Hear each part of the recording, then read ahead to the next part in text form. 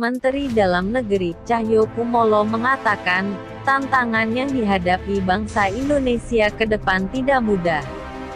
Menurutnya, banyak hal negatif yang mengancam bangsa Indonesia, satu di antaranya adalah narkoba. Menurut Cahyo, puluhan anak bangsa mati sia-sia setiap harinya karena narkoba. Mereka meninggal karena overdosis akibat menghirup lem sampai mengonsumsi sabu. 50-60 orang mati karena narkoba setiap hari. Mereka hirup lem sampai sabu-sabu, kata Cahyo dalam acara pemantapan program wawasan kebangsaan dan ketahanan nasional bagi aparat pemerintah dan aparat teritorial di daerah di Kalibata, Jakarta.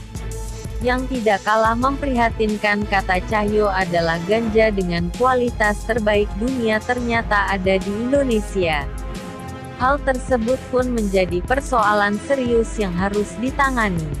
Ganja terbaik kualitasnya di dunia itu ternyata dari Aceh. Gimana cara mengatasi masalah ini, tuturnya? Masih kata Cahyo, pengguna narkoba di Indonesia yang meninggal akibat barang haram tersebut berjumlah jutaan orang. Dan jumlah tersebut harus diantisipasi karena mengalami peningkatan setiap hari. Karena ini sudah 5 juta korban pengguna narkoba, meningkat setiap hari, imbuhnya. Demikian berita yang dapat kami sajikan. Semoga bermanfaat.